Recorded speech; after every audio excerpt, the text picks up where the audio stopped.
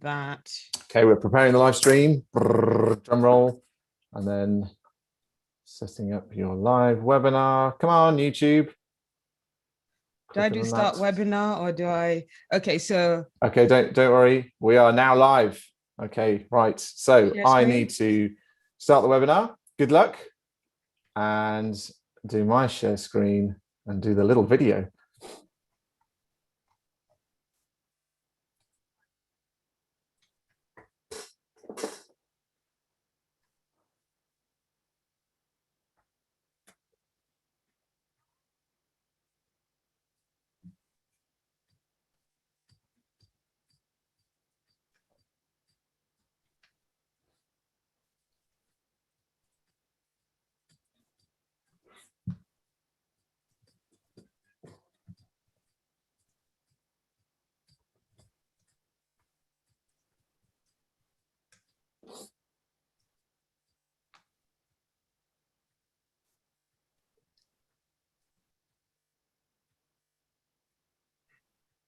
Oh.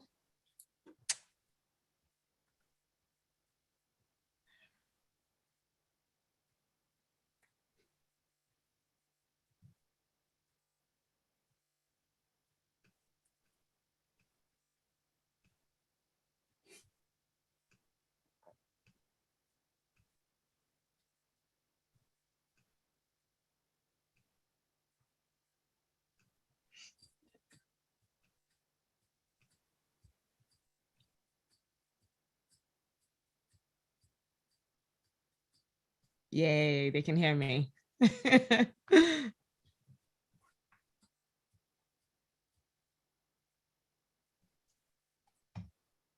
Okay, good morning, everyone. Are we live? Have we got people in the room? Let's have a look at the chat function. Yes, we have. Fantastic. Well, good morning to everyone. Welcome to another marketing meetup webinar. Last time I ran this, my name's James Sambrook, by the way. I'm Joe's business partner, and you've probably met me in Birmingham, Manchester, or London. Last time I ran one of these webinars, I started playing the introductory video, bopping my head along, and realized I hadn't shared my screen. So those who would have seen me before would have just seen James dancing for a minute and a half like an absolute clown. So thank you so much for coming along on this Tuesday morning. And remember, in the chat function, to have it as all panelists and attendees, so people can see what you're saying in there. And if you have questions, put them into the Q&A. So we've got lots of people coming from all sorts of places this morning. Make sure you drop into the chat and say where you're coming from. Joe is having a few days well-earned R&R, and he's left me with the keys. So let's make this the best webinar we possibly can, and let's do him proud. So our wonderful guest this morning is Anu, and I had a little practice. Anu Adegbola. Yes. Which we got right, which I'm quite pleased to say I got right. From MindSwan, and the self-proclaimed happiest person in marketing, which I flipping love. And I actually thought to myself, maybe you should be a personal branding expert, because who do you know in the PPC industry who has that kind of, positioning? Yeah. Bang on, absolutely great. She's also the host of a podcast, PPC Chat Roundup, or hashtag PPC Chat Roundup podcast, a public speaker, a blogger, former CMO at Brainlabs, and from a quick stalk on LinkedIn last night, director of client strategy at Clicks Marketing as well. Yeah. So, we always just bring on average guests, and looks like we've got another one. So her talk today is about PPC, as you all know. Now, having worked in a big agency myself, PPC, in my mind, is a completely dark art, and it is a place that I feel that the inexperienced can go to just throw money away if they don't know what they're doing. And so Anu is going to explain how you can not do that, and how to PPC like a pro, bringing you up to date on some of the things that are going on in that world. So those of you that are here on a regular basis, you know that it's a short presentation and then we have a Q&A afterwards, which is the sort of second half. So if you're putting questions into the Q&A, the ones that you really like and you want answering, give a thumbs up and they will be the ones that we answer first. Joe sent me some questions as well that he wants answering. Some of that. Yeah, so I'm sure we'll get some of those as well. As you know, we put these events on for free, and we have some amazing sponsors who allow us to do this, who put beans on toast on the table for me and Joe, and support our community and make sure that we have wonderful guests like Anu. So I'm gonna mention those names, but I just wanted to mention one in particular, which is Impression. And Joe will probably be biting his fingernails from his little holiday cottage as I say Impression, because every time we talk about them, I say Impressions for some reason. And he's like, no, James, it's Impression. Impression. Impression.co.uk. They were the UK agent, won the UK agency PPC awards last year, best large PPC agency in Europe at the European Search Awards. So I think they should rename themselves to Impressive anyway. I put like a little fire emoji in my notes. I mean, come on, they're clearly very good at what they do. So please do go and check them out, and make sure in the links that Joe sent you that you drop them a note to say thank you for supporting us. As well as Cambridge Marketing College, who supported us from the beginning, Fiverr, Third Light, Gravity Global, Pitch Consultants, Redgate, who are hiring, Brand Recruitment, Content Cal, and Geosk, who are one of our newer ones. And the way I remember Geosk is it rhymes with kiosk. So yeah, that will get stuck in your head now. So yeah, really that's everything from me. Just make sure you enjoy it, have fun. And at this point, I'm going to hand over to Anu, who's going to blow your minds with PPC wizardry. No, you set the bar so high now. Yeah, that's it. It's all over to you now. Let's go in. So I'll share my screen, and hopefully, yes, this should then work in that way. Can everybody see my slides of my bright and sparkly face against my name? Hopefully. Yeah. So let's put this in slide. Oh, can you still see? Because I've put it in slideshow. I hope it's got your notes next to it. So I think you might be in presenter view. Okay. Let me just. Let's throw that away and let's just close this off. It's one of those areas. I was telling Joe that I'm not really like a slides person. I just like talking through with some of these things. So I'm always like, can we just have had me just talk and me and you interview me? But he's like, no, put some slides together. People want to hear from you and all that stuff. So I was like, we'll put some slides together, but we'll have plenty of time for Q&A, which is going to be like my favorite part of this. So yeah, I'm going to start off by talking about a little bit about the evolution of paid search, because it's come a long way. And even in this talk alone, it's going to be impossible to touch on all the key parts of what you need to know about, doing keyword research properly, putting ad copy together, testing, bidding, and, the competition, and just making sure that you're in the game, doing automation properly. It's just so big right now. And when we started out, I'll go back to, let's say, around like 2002, it was just so little, very small. You could cover a paid search talk in a day. But now, there are full-blown paid search conferences that go through everything. So I'm just literally just going to be touching on the evolution and what has then changed and what hasn't changed even, because there are some things that are the pillars of paid search and like how it works and what people need to consider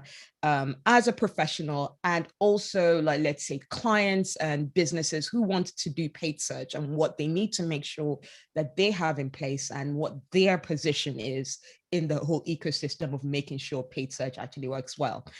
And in the evolution of paid search, we've had several years of, where it's like, Google will say that, oh, this is the year of mobile, or this is the year of display, or this is the year of a certain thing. We are definitely on the cusp right now of a quite interesting time of being the year of two specific things, two big pillars that really everyone needs to be aware of, making sure they are taking considerations on this when they're doing any paid search accounts, or doing data collection even. So we'll talk about what is coming up for all paid search professionals. What's the thing that everyone is talking about right now, so that you make sure that you're in it. And I'll also end with some tips on how to actually get really connected into the community of people, the experts who are actually talking about these things that's the year of, so that you feel as part of the journey that everybody's on. To start off, a little bit about me. I'm a cat mummy. I have a little cat called Lexi Rose. She's my little darling. And especially during the lockdown, we've been each other's partners in crime and annoying each other. But yeah, we've gotten on most of the time. I also love riding a motorbike. That's something I've missed as well since lockdown. That's my commute around London, because who doesn't hate, going on the tube every day. So years ago, I was like, no, enough of that for me. I started riding a motorbike to get into London. Love traveling, again, something I've missed. So can't wait to be able to head out to the likes of Portugal, Italy, or even I love Southeast Asia as well. I'd love to go to Cambodia and this kind of area. Also, can't help but mention, also I'm a podcast host. I do a roundup of the PPC chat conversation that happens every Tuesday, and it's just allowed me to have what I like to call amazing Twitter colleagues, people I've never actually worked with, but people who I'm always sharing great ideas about the issues they're having in the industry. Okay, starting off with the evolution of paid search, and I got a nice little picture of of a guy evolution in his outfit, but basically just to show that way back, paid search was very basic. It was text ads only, very much no competition, very simple account structures. It was basically your brand keywords against your generic keywords, and you were always just only ever bidding towards either position or traffic. So whoever had the most money won. Whoever had the most money got at the top of the position. But things have changed a lot since then. So yeah, this is what the ads really much look like. They're on the right-hand side. That was it. And the ads that you see at the middle were SEO organic ads that you didn't need to pay for. Now, where we are now is that, the paid search screen is so different, and it has pretty much what the SEO and organic teams will complain about is that it pushes their listings a lot further down. So if you see before, organics used to be right at the top, but now that we've got text ads, shopping ads, dynamic search ads, loads of different extensions, so like site links, call out extensions, images that you could put in there. Even I think Google is thinking of bringing out even video, maybe it's Microsoft that have done that.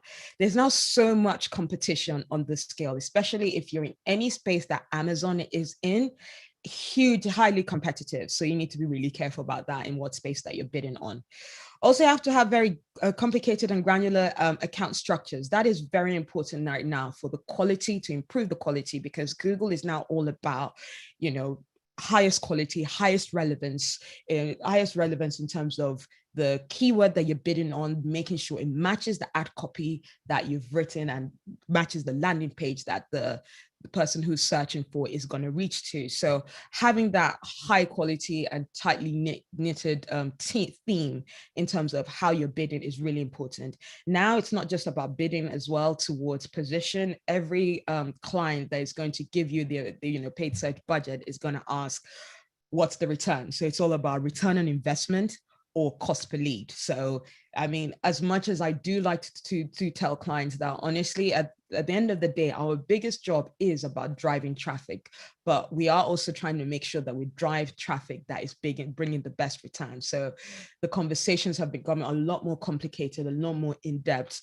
And when I say complicated, it's not in a bad way. It's actually talking with the business directors or, marketing directors to actually find out which leads are important to them, which sales are important to them, so that we're not just sending anyone to come to the site, because the worst is to just send traffic to the site where everybody's bouncing off. So that's why those conversations are really important, to ensure that the traffic that we're sending through paid search is bringing back a return. Those conversations have become a lot more important these days. So yeah, sorry sorry for the text, but basically this is what that, like, an ad copy would look like. So this is all just one company. So this is so down there is a Uswitch, and that's literally, we've got text ad there, we've got all that, those are extensions, that's an extension as well. And even like for these guys, who's that? Yeah, another utility, yeah, Uswitch company, they've got that several extensions as well. So in all of these ads, there are about 5 different extensions in here of just one ad in there. So it's always very busy right now, meaning like SEO organic results tend to get pushed to the bottom. And then what are the solutions for actually making sure that we do all of these things well? That's another thing that has really developed and really evolved. And it's one thing that's really big in our industry. In fact, what I've started really thinking and really noticing and talking about with my colleagues is that if you're in digital advertising, if you're in paid search especially, you're also very much in tech. This is not just you writing an ad and doing anything manually enough. There's a tool to do bidding, there's a tool for campaign management, ad testing, automation, attribution, competitive analysis, and reporting. And here are just a few examples of all the tools that you'll find yourself, going into just to do like paid search advertising. One of the, a little like anecdote of like my personal journey is that really, I would always tell people that the reason why I got into paid search is because one of the first interviews I had, they asked me, do you like playing in, do you like working with Excel? Do you like Microsoft Excel? And I was one of those kids who absolutely loved Excel. I was not a kid that used to play around with my friends outside. I used to steal my dad's laptop and just be like going in there, creating tables and graphs, and I can spend a whole talk just talking about my favorite formulas. In fact, I have done a whole talk just talking about Excel and all the formulas you can use to make sure that you do your reporting very well. So when I knew paid search was about Excel and working through tools, I was so excited about that. And that, I guess, is why I call myself the happiest marketer, because it's just about, I feel like I'm playing with tools and someone is paying me to play with tools. And I'm like, what the heck? So yeah, I just think it's a very, an amazing join up together of me and someone who just likes playing with tools and the industry. And that's what makes me so happy about it. So yeah, that's like a little picture anecdote of what I was like, I was that little girl playing with my dad's laptop to create tables and graphs, honestly. So going into the industry of paid search was just so easy and seamless for me.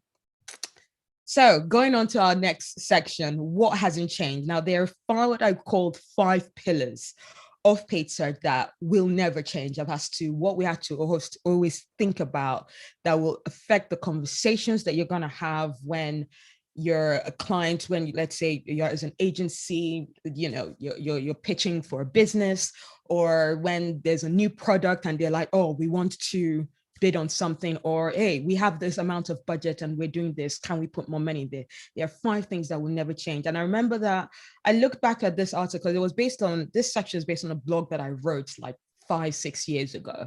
And you always say that one thing that we know about paid search, we always talk about paid search, it's always evolving, it's always changing. But I remember looking at this article that I wrote 5 years ago, and I was like, none of this has changed. I love that none of this has changed. So let's go into one of the things that has not changed. Now, paid search does not work in a silo. What do I mean by that? Paid search is part of a family of digital marketing tactics. It's part of SEO, it's part of email marketing, it's part of display, it's part of brand awareness, things. Outdoor advertising will affect it. I remember working on this client called Voucher. It's they're a UK company that do like loyalty schemes, and you can get discounts on loads of things like beauty treatments and holidays kind of stuff. And whenever they'll do a TV ad, our brand searches will skyrocket. Anyone searching on Voucher will skyrocket. Anything one searching on nail treatments will skyrocket. So whenever those spots that they had ad. And every once in a while, you'll see that. You'll see something go up in paid search and you'll be like, oh my God, I didn't change anything. I didn't change a bid. It's really important to talk with the client or make sure they let you know about all the other activities that you're doing that could have affected it, because other outdoor, especially outdoor brand awareness activities definitely affect paid search. Paid search can't create demand as well. One thing we always say is that, paid search is a pull strategy. That means you need to have introduced the brand or your product or something to the client. When you've come to paid search, and why I put like a lady sitting there looking like she's been stood up, is almost like that whole situation of, if you could create the best paid search accounts, you could have created, amazing keywords that's amazingly themed with your ad copy, amazingly themed with your landing page, and then you get no searches. Why? Because brand awareness has not been done. So that lady has probably not even told the guy that she likes him or that she's waiting for him. So she's sitting there looking all great, and he's not going to show up because he doesn't know that they're actually even seeing each other. It's almost like that. Paid search and brand awareness is really important. The customer is not going to know that they're expecting their search if they've not seen an ad somewhere online, like display or done outdoor. So whenever a client comes to you, and I remember there's a point that's mentioned in, and I'll mention this as a resource later, by this guy called PPC Kirk, and he wrote this book about the ponderings of a PPC professional, and he goes like, if a client comes to you and goes, oh yeah, we're going to spend 95% of our marketing budget on paid search, be wary, be very scared, because you're going to be putting a lot of effort and a lot of spend where they are not actually doing anything else. And if they've not done any other activity to actually, pull the client into the funnel, to push the client into the funnel, the pull strategy of paid search is not going to work. Also, paid search is very competitive, something I've mentioned about the evolution, of it. So it's not about anyone can do it, or any budget can work on it. It's really important to figure out what your profit margins need to be, because that will then affect what the CPCs are, so what the cost per clicks are going to be for each of your clicks and whether you can afford it. Some clients, as much as your audience might be on paid search, you need to have a sizable amount of budget to be able to afford it, and you need to have built something already to be able to reach the stage where you can do paid search. Also, assuming that showing in organic search results means you don't need to bid on keywords.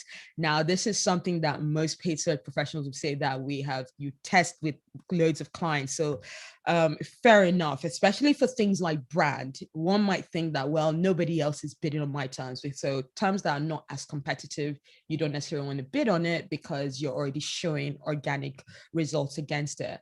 One thing that is a big part of paid search is you need to test everything. Yes, I wouldn't say the answer is yes, you definitely need to bid on keywords that you're already showing in SEO or not. I'd say test it. In some cases, I've found that you don't need to, yeah.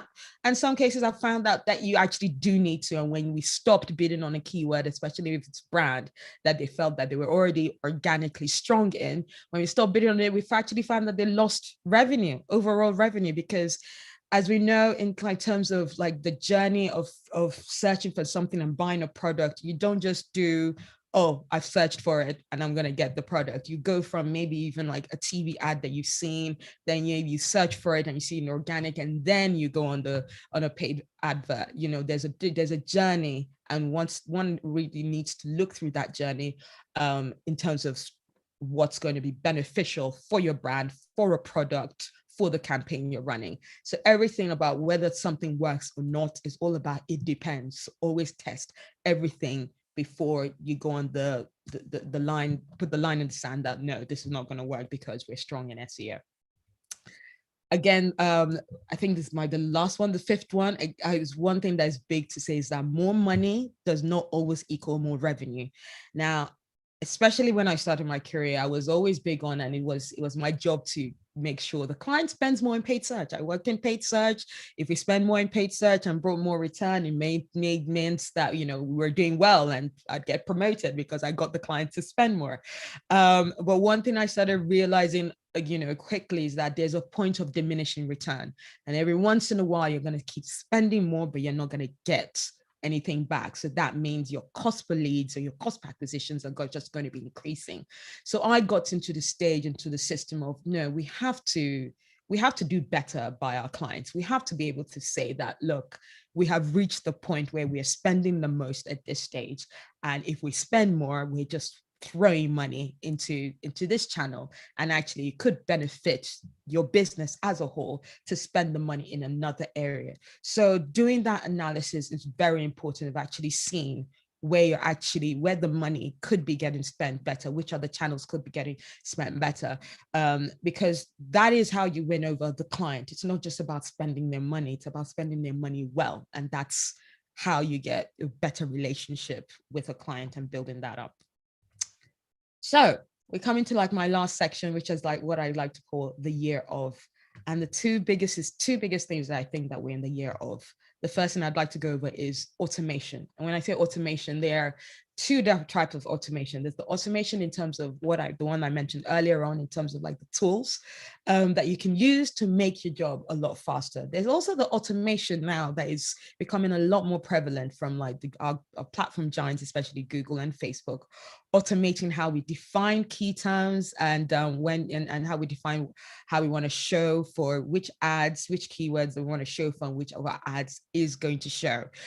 So we've got dynamic search ads, which has been around for a while, where Google will, you will show Google your landing page. You'll save some specific areas of your landing page of an ad that you want to show. So let's say the last line and the first line, and everything else, Google dynamically pick it up from the landing page you match it with.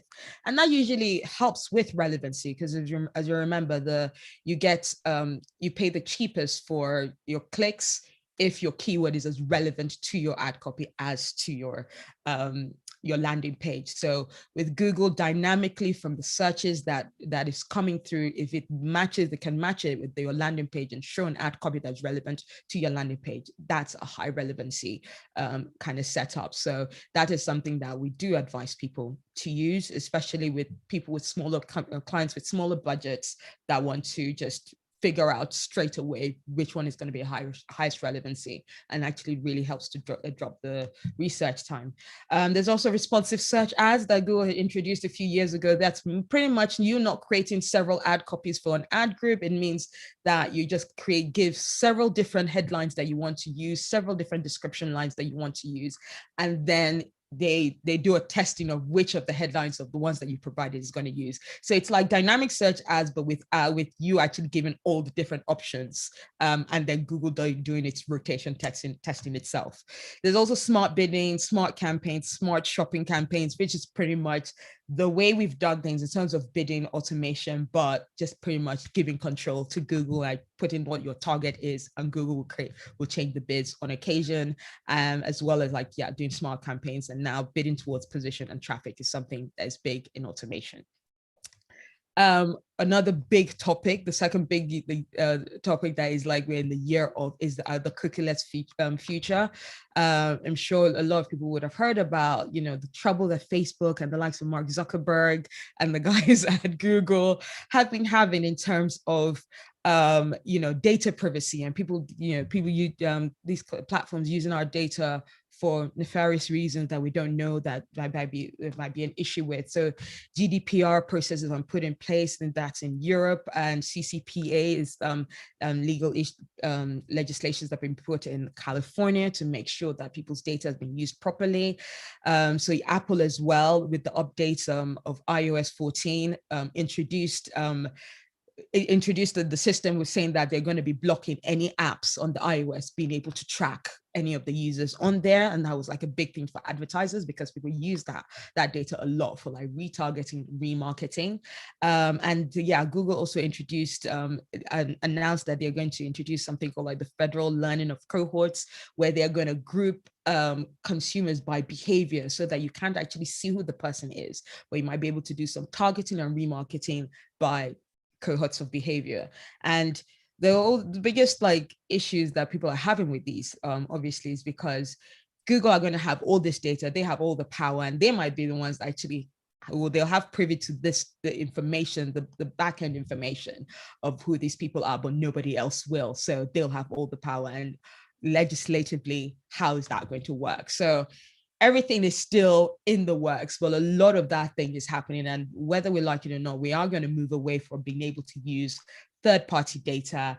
And it's all going to be about being able to collect data through like CRM systems, so like email signups or gated content on your website. That's going to become a lot more important. So it's something I'm talking a lot with my clients, and I know other paid search professionals are talking about with their clients.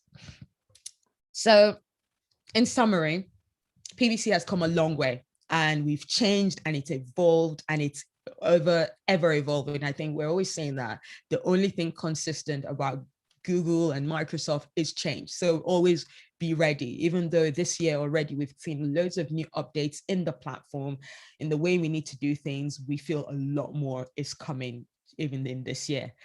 There are some things though that in paid search that does not change as to what our job is, in terms of it's all about driving the traffic. We need to work more with our clients as to what we're driving traffic to. Another channel that I think is going to become a lot more important is doing conversion rate optimization, in terms of optimizing the landing page, because if we're sending traffic and it's not converting and it's bouncing back, we are just wasting our clients' money. We are wasting our efforts as well. So it's something that we don't want to do. And also finally, we are in the year of automation and data privacy. It's something that we should really be aware of. It's going to affect all the data, digital marketing channels, tactics, strategy wise. And I think, we should just make sure. Some people are a bit worried that it's going to take away their jobs because they really have been into the tactics of things. But I think it brings an opportunity to level up our knowledge, to really think strategy wise. Search intent is something that's been talked about a lot more now, which is really important to do, as to what are the kind of searches what stages of purchasing are people in terms of buying. And so those are the kind of things that we need to focus on in terms of talking to our clients, not just specific keywords or the specific match types. I'd also, before I leave, I'd also like to talk a little bit about how to stay informed in the industry, because that is something, especially like people who are freelancers. I don't know if anyone might be a freelancer on here. I think it's really important to make sure that you gather your informal colleagues of people where you talk about all your issues. And I'd really advise you get on Twitter with that and follow the hashtag PPC chat. Not just honestly for the purpose of listening to my podcast. I know that is a bit of self-serving, but seriously, there are loads of amazing leaders in the field. I'd say even download a tool called TweetDeck that actually allows you don't even need to follow anybody. You can just search for somebody's, search for the hashtag or search for somebody, and you can just be following there, and you'll see the thread. TweetDeck will automatically then show you in a column the tweets on that hashtag on a regular basis, or whenever it is anyone tweets on it. Also, another area that has been really informative about automation, about tactics, about everything about data privacy and things that have been going on.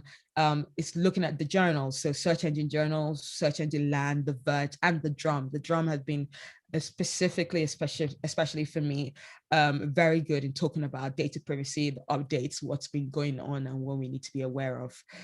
I'll also give 3 books that I think are very much timely, very much the kind of thing that we should be reading right now, very much up to date as to all the changes that we're seeing in terms of data privacy, our paid search industry as a whole, and automation.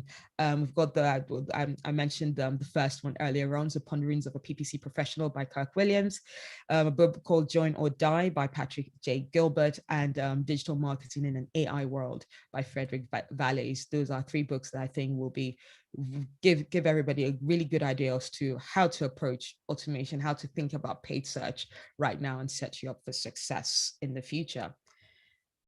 And that's it from me, and leaving you with my little artwork of my podcast there. to remind you where to go to if you don't want to be on Twitter and you're more of a podcast person and you want to get your the latest news and your views about paid media on demand while you're having a run or a walk. That's when I like listening to my podcasts. Oh, that's Thank amazing. You, thank you, Annie. That's absolutely fantastic. If you just kill your share screen so we can go side by side, and then we'll answer some questions. I think, genuinely, the lady looking into the glass, I think is going. We always clip up a little section of the webinar afterwards, and I think that's going to be the clip. Sure. because, like literally. Because it's I saw that picture. I was like, oh, I have to use that. That just shows, because you get some paid people and we work so hard and we're like so excited. Oh yeah, I know the keywords we need to bid on, got the landing page and everything. And then they're like, oh, no search volume. Oh, yeah. What's that about? But and also, I think it's really important. A couple of the clients that I work with have a PPC agency that we never speak to, and we're running like the social campaigns. I'm like, we're creating some like really good content here that you can use. Yes. Why aren't you putting this together to each other? Yeah. Because like their creative might not be like quite as good, or we could do something, and in terms of saving budget, is there any? Have you come across that before? Is there any way of getting around that you found, or is it just a case of beating a client with a stick and saying, can we please talk? A lot of the time it is beating the client with the stick, and literally, in those weekly meetings that you will have, those regular meetings with the clients, you'll be like, hey, something has gone on. We have done all our checks. It's not us. What's going on? What else are you running? Have you run any new campaigns? Have you done anything social? Have you done anything display? Have you done like any new like TV ads? What's going on? We made sure that should be like part of that first conversation of when you're onboarding the client and getting a new client. Have that conversation of like, hey, paid search is not going to work on its own. There are going to be other things that's going to affect it. Can you please make sure that you let us know? So even though with the likes of Voucher, when we started realizing those things were happening, we'd ask for the schedule of the TV, because you would have that. They prepared those. It's not like, oh, by the way, we're doing a TV ad tomorrow. There's loads of preparation that's needed. There'll be schedules of when they're going to show. And we'd ask to see that schedule so that we could then go, okay, let's save our budget. Let's make sure we don't spend too much and make sure we have, at this point, like enough budget on this day, because there's always like daily campaign budgets that we set, because we'll be like, this is how much we're allowed to spend in a month or so. And if you get that information, then we then spend the client's budget a lot better, which is what the client wants. Whenever we have those conversations, I always tell people, don't speak about something you want. Talk about it in a way of, this is how it will benefit you. You will look good if you give us this information. Everybody wants it to be about themselves. So make it about the client. I think I actually think Azim's first question, which is, where do you think most small businesses go wrong when starting out in PPC? I know that I've heard it time and time again where someone's going, oh yeah, I've employed a marketing manager, so they're going to do all the PPC. And I'm like, oh, they got experience. No, they've not used it before, but they can. Sure, it'll be fine. And oh God, it's gonna, like, I really feel for them, because there's all those kind of mistakes up front. How can people mitigate that? How can they kind of go, okay, well, I've got a marketing manager, or I'm spinning lots of plates, and I'm starting out on my journey in PPC. What's the things they need to avoid, or things that they definitely need to do you think? What, as the marketing manager who is now expected to be the paid search manager? Or well, I guess just any sort of small business that's starting out in PPC, where do you see most people going wrong? It's that whole they hire they hire a marketing manager to do everything. And what even really annoys me as well is that maybe the marketing manager has dabbled in paid search and dabbled in social and dabbled in SEO, but they are then not going to do each of those things really well. They're just going to do it. It's going to be a half-assed kind of thing. And then you don't pay them. Even the ones that are really amazing, they are not paid the job. They're doing the job of 3 people, and they're only paid the job of 1 person, and everything is expected that they do things very well. So it's a lot better when you're speaking, when you're hiring people, hire paid search managers. You will be clear about the title. When you do the job description and you put in the job description and put in an advert about who you're looking for, hire for the different channels, and make sure that you get those resources, because to do paid search well, it does take time. So it's not like you can just do 1 hour of paid search and 1 hour of SEO and 1 hour in a day, or and you're like, oh, it'll fill your day. It takes time. It takes time, and then it'll take time for the results, for testing to happen, and for the results to come back. So I think it's really important that in those job descriptions, be specific, hire for the different channels, and then invest in their training. Allow them to be like, look, I don't expect you to spend 8 hours of your day in the accounts. Dedicate at least 2-3 hours of the day reading journals, being involved in the community, chatting the community, listening to podcasts. Don't make people do that in their downtime. They're working. People learning about the job that is going to affect the business is work. Yeah, it's work. It's training. So I think a lot of our community, make it part of the time. I think a lot of our community are people that are having to spin, lots of plates and wear lots of different hats. Yeah. And in terms of where they can go and learn, I know years ago when I was the suit in the agency, I went and did the PPC, Google's PPC selling course.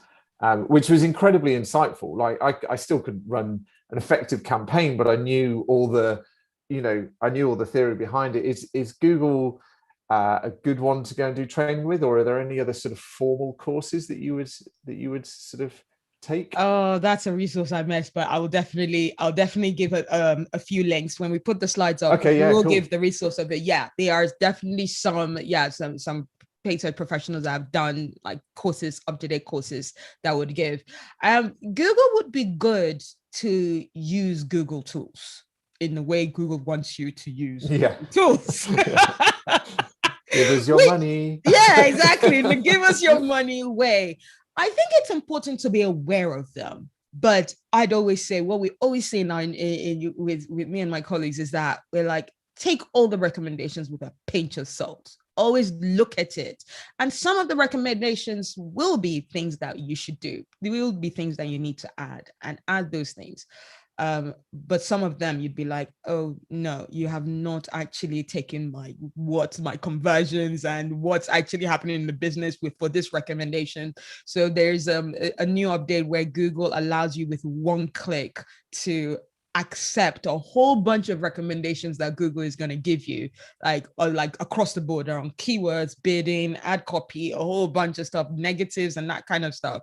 And I was saying on Twitter the other day, I'm using the mouse in Google. It makes me very nervous right now because you could just click one button and implement 10 different changes and you can't undo it as well. There's no undo function. So you've got to be really careful. So yeah, be aware of all these updates and changes that Google are implementing and the things that you can do.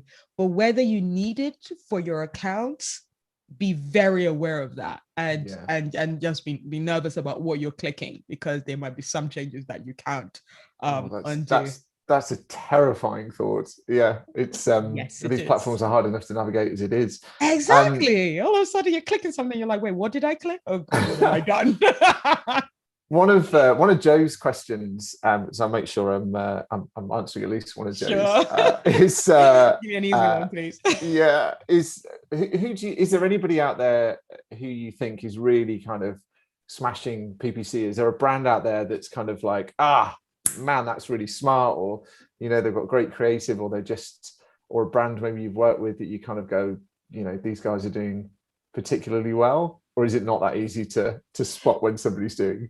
Yeah, to be fair, it is not that easy to spot. I mean, I find it easier to spot when people have done mistakes. Really literally, I look sometimes. I'll do a search for an ad and go, God, you could have done this and you could have done that. You did not say this ad does not say anything. I don't want to click on this ad. Moving on. That's it's a shame that those are the ones that you notice more. And obviously they just loads of brands and loads of industries are now doing, paid search ads. And especially when I talk into the community, you just hear some industries that I've never worked in. I was like, oh wow, yeah, you're doing paid search for that kind of clients, even like lawyers and medical companies. I'm like, oh, interesting, they're doing paid search. That's really interesting. So I think it's what the people that are doing really great paid search is the ones that are, because like e-commerce almost is like a go-to. It's like a no-brainer. It's like you're given to do paid search and do shopping and it's the kind of industry that are not where it's been really, you have to really think through. It's like the health industry, especially, and with all the caveats that Google places to make sure that you're not showing ads that's going to affect anyone's mental health, or is going to be against COVID policies, especially even in this like past year. So the guys that have been able to creatively work around that and still, gain consumers through paid search, I'd say that those are the ones guys doing amazing stuff. But I can't think of a brand specifically. I think one of so Alex Myers has got a good question that kind of segues into that, which is about bidding on your competitors' branded terms. So he's put, is it funny and clever or irritating and damaging? I think you touched on the fact that you shouldn't just rely on ranking organically really well for your brand term, because other people could potentially be bidding on your brand's name. I know there's kind of rules around that, but what are your views on it? And so Alex has put funny and clever or irritating and damaging. It depends on your offer. It depends on how good your offer is. If you have got a better product that is clearly a better product, that is clearly, better priced, and it's something that if you are in that space and let's say, I don't know, let's take the airline industry, and you have the likes of Ryanair bidding against, BA, and on BA terms, that one might be a bit weird, because people who are going for BA products, they're going for like class. They're not thinking about price points and that kind of thing. But Ryanair bidding against, let's say, like EasyJet, where it's literally pretty much similar kind of customers. Ryanair might have a particular airline where it's like, okay, or a particular flight promotion that is a lot better than what Ryanair are offering at the same time, or EasyJet has a better one than Ryanair offering at the same time.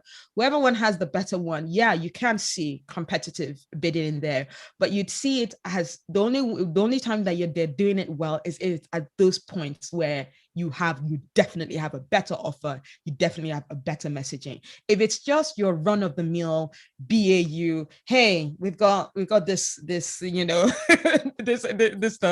product going on. Yeah, exactly, right? That's just like, your BAU advert and there's no sale going on and you're bidding competitively. That does not make sense to do. So it's all about doing it if you have a better message and a better offer to do. So don't just turn it on all the time, but if you have a better messaging at a particular time, do some competitive bidding and test it out as to whether it works. It may work, it may not work. And once you're seeing that, and it will cost a lot more, the cost per clicks will definitely be a lot higher, cost per acquisition will definitely be a lot higher. So you don't measure it on the same level as your normal ones that are working really well, your normal, like just being in there. So is that partly to do with, and this is kind of scraping my memory a little bit here, but it's to do with like the relevance of landing pages. Yeah, exactly. So if you're BA and you're bidding on Ryanair and you're sending them to a BA page, that's then it's no like, well, hang on, that's not relevant. So actually you pay more. Exactly. I actually remembered something. That's great. Nice. Not a complete fool. So Emma has asked, do you think it's worth doing PPC constantly for brand awareness or only for certain campaigns? And in Emma's case, they have quite a limited budget by the sounds of things. Yeah, that's a tough call. I think it does benefit to do it consistently. And I think it's the products or specific services that you want to do at different times, because at the end of the day, it's people fall in love with brands, I feel, more than products, or, you know, where you love a product, you do it necessarily because of a brand. Like I shop at Sainsbury's. I don't know what I'm buying at Sainsbury's half of the time. I don't know what I'm gonna buy at Sainsbury's half of the time. Not that thing. You walk into just a store and you're like, what am I gonna buy? I need to go with a shopping list. I don't go with a shopping list and I end up buying everything. And I'm like, why did I do this? So, you know, there's that kind of thing. People fall in love with brands, and I think keeping it top of mind, even when, you know, a product is not in market at the moment, or you're not pushing particular campaign, is very important. And it usually is going to be your cheaper campaigns. You're bidding on your brand. I've seen a cost per clicks as low as 1p, you know, to be on your brand. And so I do definitely think it's always worth, especially the smaller brands, just to build that, just be aware, just be in the space of whenever people are searching for your brand, to be in there. Obviously, test whether you would not lose any revenue by not bidding on your brand, because you are strong in SEO, and if you're, because, you know, especially with organic, again, because, you know, doing competitive, you know, stuff in terms of organic is also different. You're not going to spend too much money on it. But then it's, if like someone searches for your brand and your result 1, 2, 3, 4, 5, 6, 7, 8, 9, 10 on the page, yeah, seriously consider not doing paid search, because if you're dominating that first page, it's super niche. Yeah, exactly. Super niche, you know. So there'll be different factors that you need to take in place as to whether you don't need to do you know, bid on your brand. So no, that's but cool. But I think to be on top of mind in brand is very important. Cool. So another one of Joe's is about your process for testing PPC campaigns. Do you have like and if this is going to be a sort of I know it'll be a lot more complex in real life, but do you have like a methodology for testing? I know that we used to start off with we'd start campaigns with really small budgets, and we'd just like get the ads going, run them for a little bit before we went to what the client actually wanted to spend on PPC. Are there things like, is there a process that you go through? We always start with a hypothesis, like, you know, we want to test whether, I say, the smart campaigns or smart shopping is going to work. I think you don't want to go full blown, like the biggest budget that you can, but you want to ensure that you get your data and your results as quickly as possible, and that does require you starting with a sizable chunk of budget. It can't just be like, unless it's all about getting statistical significance result to ensure that when you do go for hog, you know what you've tested and what one in your testing scenario will work.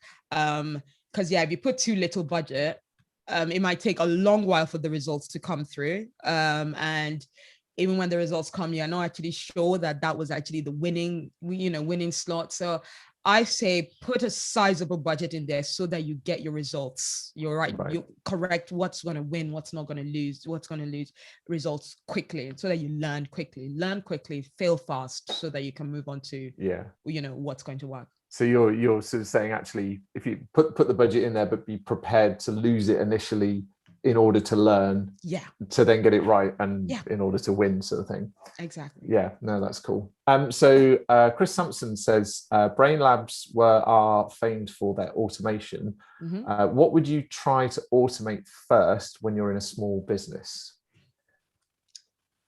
That's a good question. I'd actually, one thing I wrote a few blogs about this is to first five scripts to get right. Measuring your quality score, because that's one of the things that I feel like, you shouldn't be doing that manually anymore, because it's going to change all the time.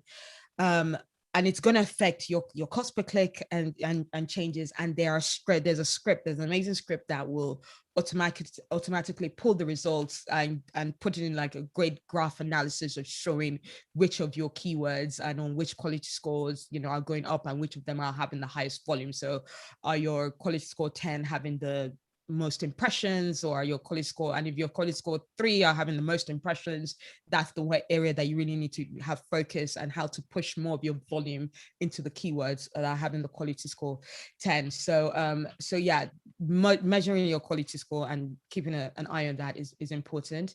I'd also say, like, managing your budget well. There is one of the updates that Google gave is how is saying that for your campaigns, they can spend 100% more than what you set the campaign daily budget to be. Yeah, 2 times what you actually sent it. So you could go there thinking you're going to only spend £100 and you spend £200. So you'd say £1,000 and you'd spend £2,000, literally something like that. And there's a script that alerts you to when that is happening, and that's about to happen. And it's all about, I feel, in a way, I get what Google is trying to do in terms of it's trying to train paid search people to manage their bids better, manage their budget through the day a lot better. But they don't instinctively warn you. They just decide, oh yeah, we're going to spend double because there's a higher volume at midday, so we're just going to keep spending beyond what you've told us to spend because we want the money. I was going to say it's another classic Google. Oh, whoops! You've accidentally spent a load more money with us. Yeah. No, that's. It's interesting, actually, when you talk about quality score, because the next question was somebody who's run campaigns before where the keywords have a low quality score, but they've converted highly. Is that something you've seen and experienced? Is there a reason behind that? Yes, I have seen that. And that's the kind of thing that could even happen with like competitive keywords. Because obviously for any competitive keywords, the quality score will be poor. And in some small like cases, if you are getting good conversions against what your target is, don't worry about that too much. Be aware of it, and be aware when conversion starts going up and down, and be careful about it. But I think mostly, if the conversions are coming through, don't worry about it too much. Cool. Erin asks, do you have any tips or advice for managing multiple PPC campaigns for multiple markets in multiple countries? Oh, wow. You need a lot of time and a lot of support. Big brain. Yeah, you need a big brain. These are the kind of things that I always say, time management is important. This is where automation would really help. Automate as much as you can. Automate, budget checks. Automate, the reporting, like have like a dashboard that updates every day that can give you the top, this is what has happened, or there's a script that will give you, this is what has changed, like from Monday and Sunday, or Tuesday and Monday, the major changes. Automate. That's my biggest thing I would say in terms of like using like scripts that will just give you the top news of what's going on in your account. Automate as much as possible. Yeah, it's a good tip. And Jemima's here every week. Good old Jemima. Fantastic. Hi, Jemima. She's put in a slightly different question, which I really like. You're obviously a happy woman. How do you stay happy when surely things can get stressful? That's a very good question. Don't say alcohol. We've got Okay, I'll not actually. That's my second favorite thing. But I do like a nice glass of wine. Yesterday I got a little bit like, oh my god, this day has gone. So I had a nice glass of wine at the end of the day. But coffee keeps me through most of my tantrums. Coffee keeps me off the edge of throwing my laptop out of the window when Google has done something else that has frustrated me. So I do love a good coffee. But in general, though, I wrote a post about this before. It's being happy all the time. I'm not happy all the time. Things will get me, things will stress me out. But it's about having on hand things that I know are my go-to happy things. So I've got loads of plants in my house. I love the things that grow. Love that. Yes, I've noticed that. A little prayer plant. Yes, lovely. Yeah, this is not a great angle, but like for you guys to see behind me. But in front of me, I also have my garden in front of me there. And I always think to myself as well, my parents are retired. So I if I'm sad, my mom will I tell my mom off if I call her and she doesn't pick up or she doesn't call me. And I'm like, Mom, you're retired. You should be able to I should have access to you 24/7 now. You have no excuse. I was always busy, always keeping herself busy. So, leaning on family and being honest about, hey, going through some tough time right now, I need to talk. I think I remember there was a time, like, when I lost a job not too long ago, and I called my brother and he's like, oh, can this wait? I was like, no, this can't wait. We need to talk now. And he's like, oh, okay, great. And, we chatted, I got cheered up. I've got a 3-year-old niece who's just, a ray of sunshine on any kind of day. So I'm just like, just get her on the phone. Can I just speak to my niece now for 10, 15 minutes? I think also it's like kind of accepting that things are going to go wrong. Yeah. Things are going to go wrong. There's been, certainly in the years I've been working, there's been monumental cock-ups. And at the time you think the world is going to end, but actually none of it matters. None of it really matters. And especially it's all in learning, paid isn't search. it? Yeah, especially in paid search and, doing like things that'll go wrong, mistakes that will happen. And I always tell, like, people I've worked with and managed, I've gone, things will go wrong. Do not panic and do not hide it. The important thing is to communicate that it's happened. The important thing, especially with client accounts, I say you do spend that, 2 times the budget that you're supposed to spend without generating any extra revenue, and the client is going to shout. Be the one that brings it up. Be the one that says, hey, this has happened. This is why it happens. This is the things that we're going to put in place to make sure it doesn't happen again. Clients will understand that. And you know what? You reduce the stress. You reduce the stress by being the one that says that I saw the mistake before you did. I know why it happened, and I know how to prevent it from ever happening in the future. Clients love working with people like that. Honestly. I've just realised it's 9:30, and people are probably going to work. Thank you so much for joining us, and thanks everybody for joining us on the webinar. Where can people, if they want to connect with you, where's the best place to connect with you? Honestly, first and foremost, Twitter. I'm on there pretty much every day. So I love just throw me like a nice tweet or a DM. I find it very easy to communicate on there. Find me on LinkedIn as well. Just type in my full name. Happy to connect with all of you. I'm looking to grow my network and connect and help people and answer questions that I might not have had a chance to answer on here. I'll be going on my LinkedIn and hoping to accept everyone that has sent a request. I should imagine it will be lighting up as we speak, as people are jumping on there. But thank you so much. And one final thing, Joe will be back next week. But thank you again to our amazing sponsors. Please go and just give them a tap on LinkedIn and just say, hey, I really enjoyed Anu's talk today, and somehow James managed to get the technology to work, and we all had a great time. So really appreciate everyone coming, and thanks again, Anu, and we'll see everybody hopefully next week. Amazing. All right, you take care. Have a great day, everyone.